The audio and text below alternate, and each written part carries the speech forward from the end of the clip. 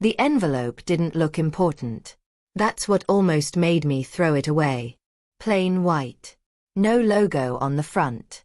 No return address I recognized. Just my name typed cleanly in the center, like it had been printed by a machine that didn't care whether I opened it or not.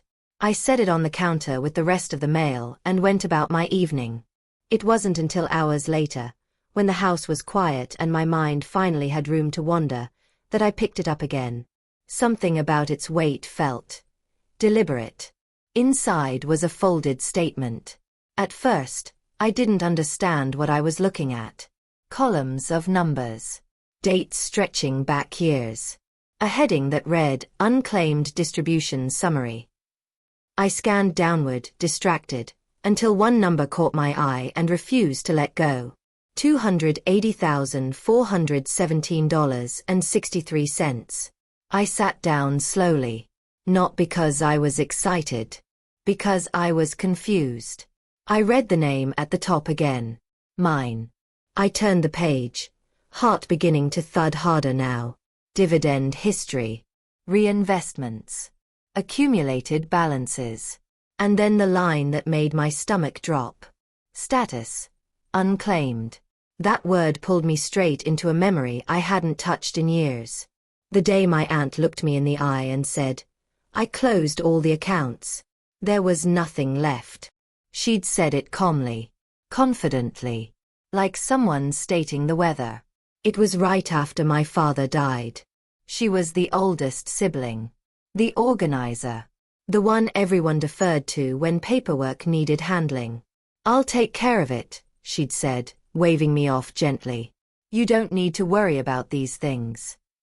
I believed her. I was grieving. Exhausted. 24 years old and suddenly responsible for navigating a world that felt unfamiliar and heavy. When I asked later, weeks after the funeral, she'd repeated it. All the accounts are closed. There wasn't much anyway. Not unkind. Just final. And now, 10 years later, I was staring at proof that at least one account had been very much alive. And growing. Quietly. For a long time, I just sat there with the statement in my hands, listening to the refrigerator hum like nothing in the world had changed. I checked the date. Issued 2 weeks ago. Which meant this wasn't a mistake pulled from some dusty archive. This was current. Intentional. I flipped the page again, reading every line more carefully now. The account originated from a portfolio my father had inherited years before his death. Dividend-paying stocks. Conservative. The kind of thing he'd once described as slow and boring, but reliable. Reliable. I laughed under my breath at that. I thought back to the conversations after his death. My aunt sitting at the dining table, papers neatly stacked. My uncle nodding along. Me standing off to the side, asking questions that seemed to irritate everyone. There's nothing to sort through, she'd said. You'll just drive yourself crazy digging. I'd stopped asking. Not because I didn't care. Because I didn't want to seem ungrateful. Now, the word unclaimed felt like an accusation. Not of theft. Of something more subtle. Delay. Control. Assumption. Someone had assumed I'd never check. My phone buzzed on the counter. A text from my aunt. Just checking in. Hope you're doing okay. I stared at it longer than necessary. For the first time, that message didn't feel warm. It felt like maintenance. Like she was making sure the story still held. I folded the statement back into the envelope carefully. Not out of fear. Out of respect for what it represented. Because whatever this was, it wasn't an accident. Accounts don't generate dividends for a decade without someone knowing they exist. And if my aunt had truly closed all accounts, then how had this one stayed open? Unclaimed. Waiting. Like it had been holding its breath. And suddenly, the question that mattered most wasn't where the money came from. It was this. If she lied about closing everything, what else had she decided I didn't need to know? After my father died, there was an unspoken agreement in the family. Things would move quickly. Decisions would be made efficiently, and no one would slow the process down with questions. My aunt made sure of that. She arrived the morning after the funeral with a leather folder under her arm and a calm authority that no one challenged. She didn't ask if she should take over. She simply did. "I've already spoken to the bank," she said, setting the folder on the table. "There's paperwork that needs to be handled." Everyone nodded. It felt like relief at the time, someone else taking responsibility while the rest of us barely managed to breathe. I remember standing near the hallway, listening as accounts were mentioned in vague terms. Checking. Savings. Investments. Whenever I leaned in or asked for clarification, my aunt smiled patiently. "I'll explain everything once it's sorted," she said. "Right now, let's not overwhelm you." That phrase followed me for weeks. Don't overwhelm yourself. Let me handle it. There's nothing complicated here. By the time I did ask again, properly, deliberately, the story was already solidified. "All the accounts are closed," she said. "There wasn't much left after expenses." She said it in front of my uncle, who nodded. In front of my cousin, who looked bored. No one contradicted her. It wasn't just what she said. It was how certain she sounded. I didn't push. Because pushing felt like accusing. And accusing felt inappropriate when everyone was still grieving. Over time, the narrative sharpened. Dad hadn't left much. The market had been bad. Medical bills had eaten up anything meaningful. It was a tidy explanation. Too tidy. Every time I thought about asking for statements or records, I talked myself out of it. Why stir things up? Why suggest mistrust? Why look greedy? That's how silence becomes habit. Years passed. Life happened. I moved apartments. Changed jobs. Learned how to live without expecting safety nets. And my aunt. She stayed involved, but selectively. She checked in on birthdays. Sent holiday cards. Mentioned finances only to warn me not to stress. "Money causes nothing but problems," she'd say. "You're better off focusing on your life." I believed her. Or at least, I believed she believed that. But looking back now, small details glowed differently. Like how she always spoke in absolutes. All the accounts. Nothing left. Everything handled. People who know the details usually speak in specifics. People who don't, or don't want to, keep things general. I thought about the day she cleaned out my father's office. Boxes labeled and removed quickly. Files sorted before I arrived. She'd handed me a single envelope. "Personal items," she said. It contained photos.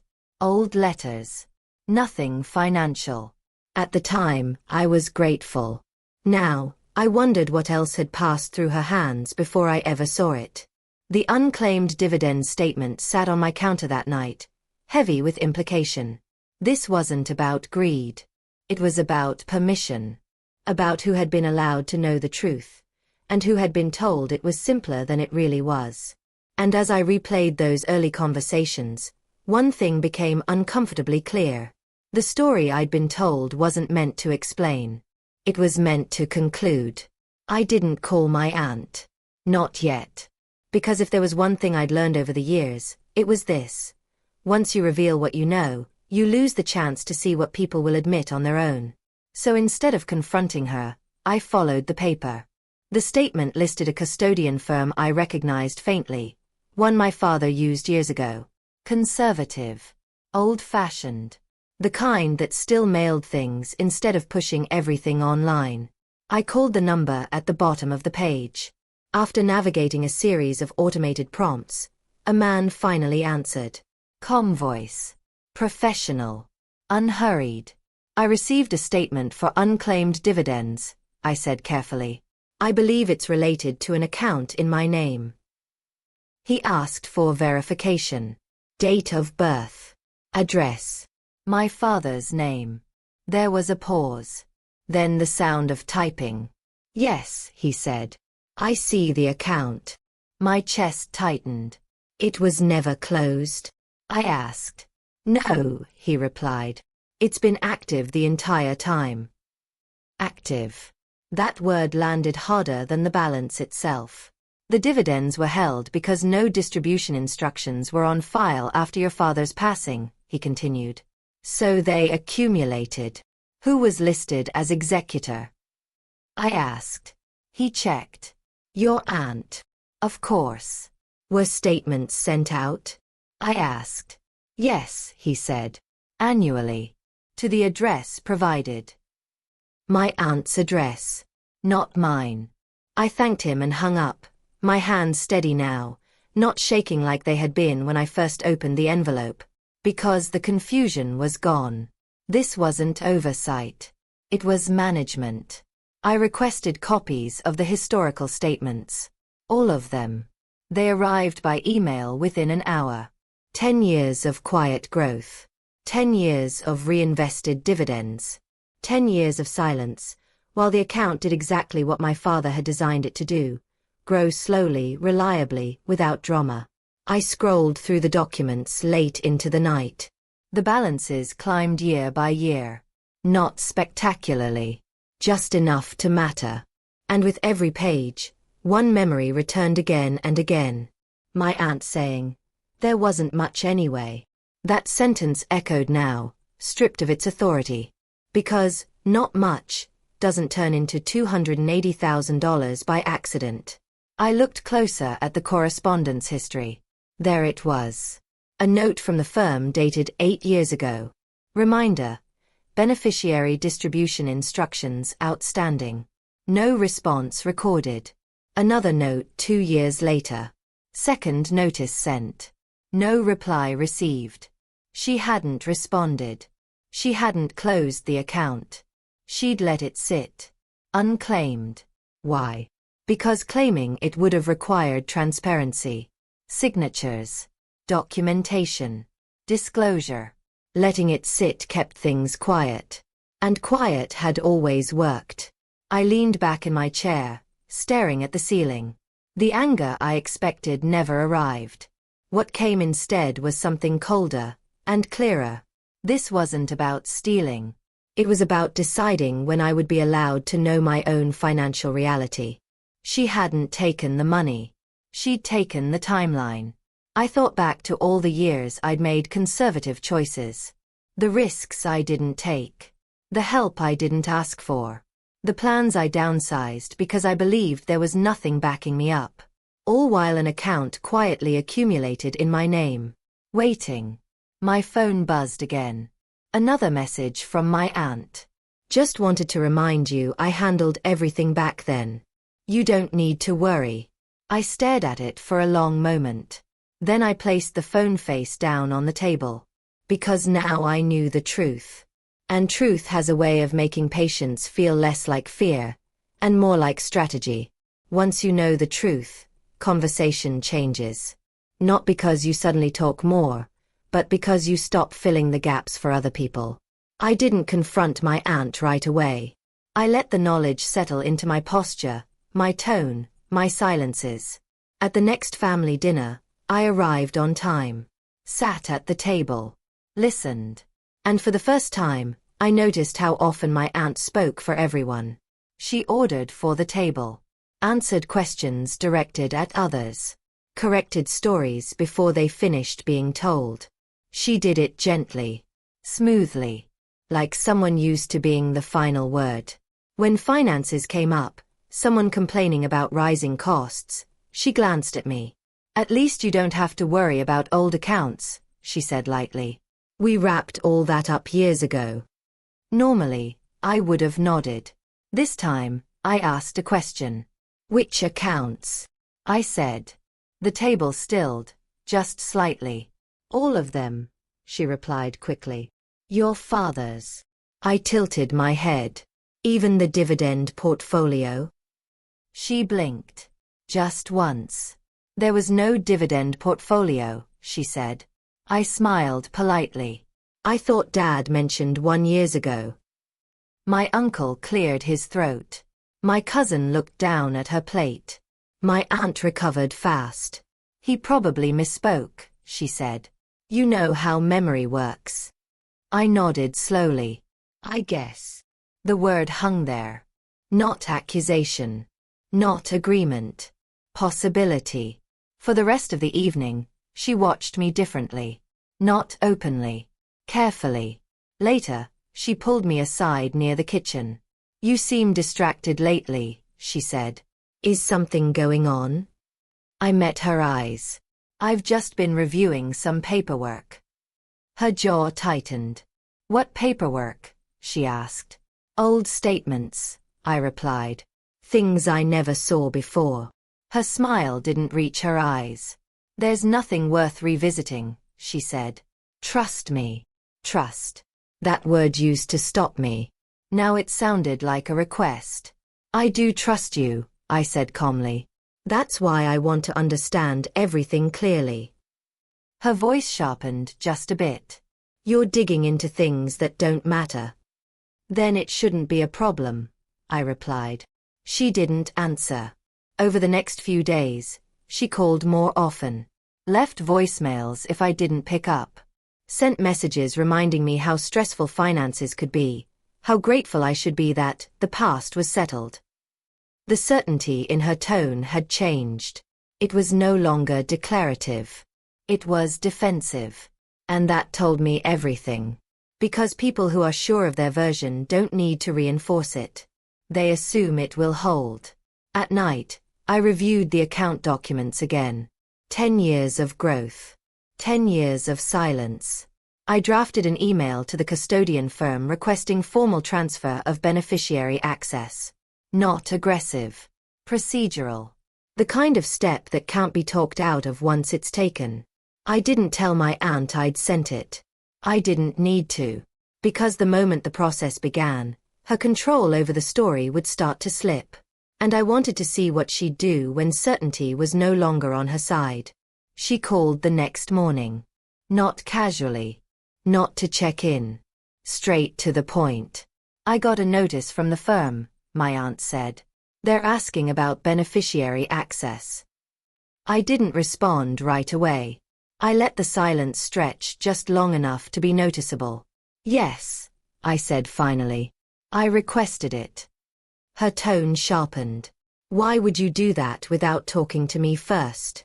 I leaned back in my chair, staring out the window. Because it's my name on the statement. That doesn't mean, she started. It means exactly that, I said calmly. There it was. The first crack. She took a breath, then tried a different angle. I handled all of this during a very difficult time, she said. You weren't in a place to deal with financial matters. I wasn't asked, I replied. That's different. You trusted me, she said quickly. I trusted what you told me, I said. That all the accounts were closed. Another pause. Longer this time. There was nothing significant there, she said. Just small distributions. Not worth complicating things. $280,000, I said. That's what the statement says. Her silence was immediate and complete. I could almost hear the calculation happening on the other end. That money wasn't liquid, she said at last. It couldn't just be handed over. I wasn't asking for it, I replied. I was asking to know it existed. She exhaled sharply. You're making this sound like deception. I'm describing the timeline, I said. You told me everything was closed. The account stayed open. Statements went to your address. Dividends accumulated for a decade. You don't understand how these things work, she snapped. I do now, I said. That was the moment her composure finally slipped. I did what I thought was best, she said. I kept things stable. Quiet. You would have worried yourself sick over every fluctuation. I nodded, even though she couldn't see it. So you decided for me, I said. Again. She didn't deny it. Instead, she changed tactics. This could get messy, she warned. Families fall apart over money. Families fall apart over silence, I replied. Money just reveals it. Another long pause. Then softer. What do you want? There it was. Not explanation. Not reconciliation. Control, reframed as negotiation. I want the account transferred into my name, I said. And I want the full history documented. That's unnecessary, she said. It's already happening, I replied. Her voice dropped. You're going to regret this. I considered that. The years I'd believed there was nothing backing me up. The plans I'd scaled down. The questions I'd swallowed. No, I said. I regret not asking sooner. She didn't respond. The call ended without goodbye. That afternoon, I received an email from the custodian firm confirming the process was underway. Formal. Neutral. Inevitable. For the first time since my father died, I felt something settle into place. Not anger. Authority. Because this wasn't about punishing my aunt. It was about reclaiming the right to my own information. And once that right is asserted, there's no polite way to take it back. The transfer didn't happen all at once. That surprised me. I'd expected a single dramatic moment, an email, a signature, a confirmation that everything was finally mine. Instead, it happened in stages. First came access. A login. A password reset. A dashboard I'd never been allowed to see. I sat at my desk late one night, the glow of the screen illuminating a decade of quiet accumulation. There it was. The account number. The holdings. The history. Nothing flashy. Nothing reckless. Exactly what my father had always preferred. I scrolled slowly, reading each entry like it was a sentence he'd written for me years ago. Dividend credited. Dividend reinvested. Balance adjusted. Again and again. 10 years of proof that this account had never been abandoned, only unattended by the person it belonged to. The custodian firm called the next day. Everything checks out, the representative said. You'll receive full control once the final authorization clears. Is there anything contested? I asked. No, he replied. There never was. That part hit harder than I expected. There was no legal battle. No gray area. No ambiguity. Just a truth that had been delayed by confidence and silence. My aunt didn't call again.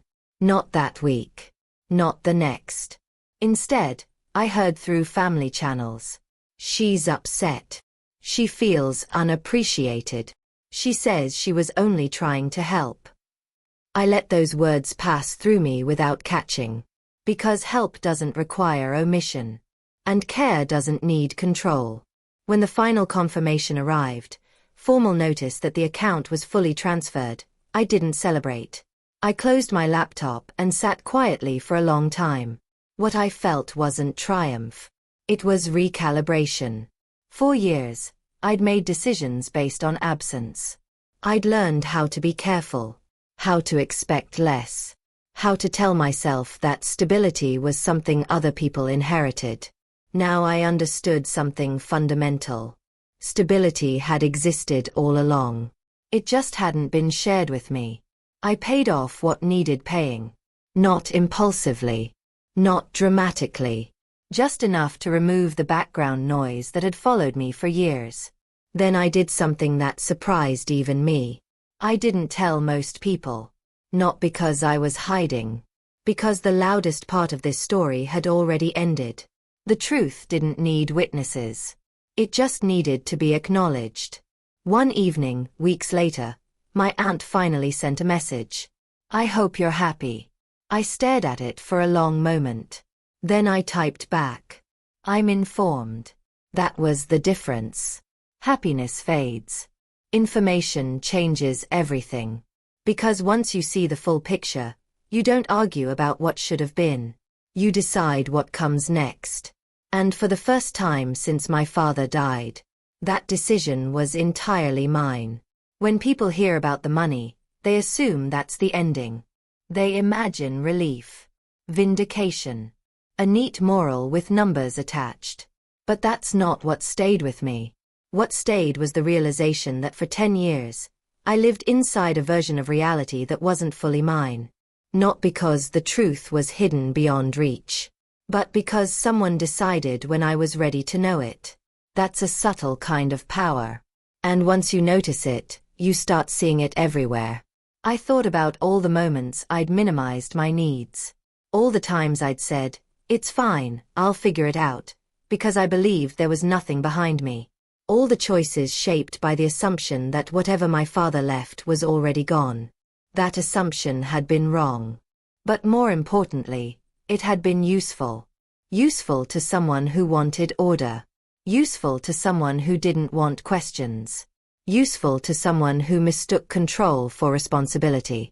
My aunt and I don't talk much anymore. Not because of anger.